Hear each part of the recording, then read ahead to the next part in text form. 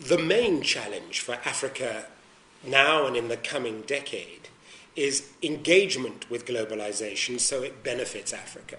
It's actually not just a question of catching up, it's about being there for the next leap forward. And that means that we've got to find ways, if you take the issue of agriculture, for instance, of enabling farmers in the rural areas. I'm the grandson of a rural cocoa farmer.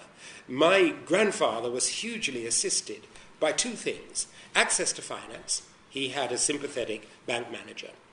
Infrastructure, in that at that time there was a railhead that went directly to the site of his cocoa farm and connected it to the main port of Ghana.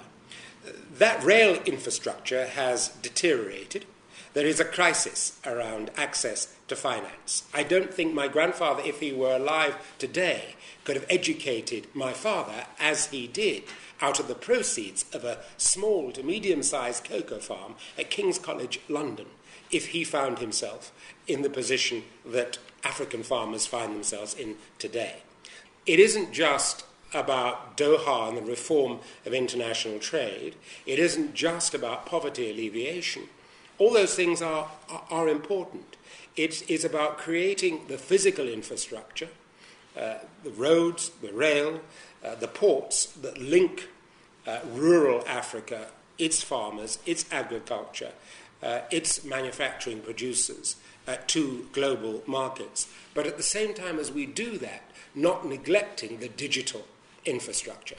Because if you don't have both, then the reality is that Africa is not going to fulfill the huge potential it has as the last great depository of natural resource, the great hope in terms of overcoming climate change through its biodiversity and its rainforests, its huge potential in terms of water and sun power, but at the same time recognizing that to fulfill that potential, you've got to link farmers to markets, you've got to insure farmers through giving them access to finance, and you've got to build the education and health base of the continent. ICT has a crucial role to play in all of that. So 21st century challenges, if we are to meet a global challenge,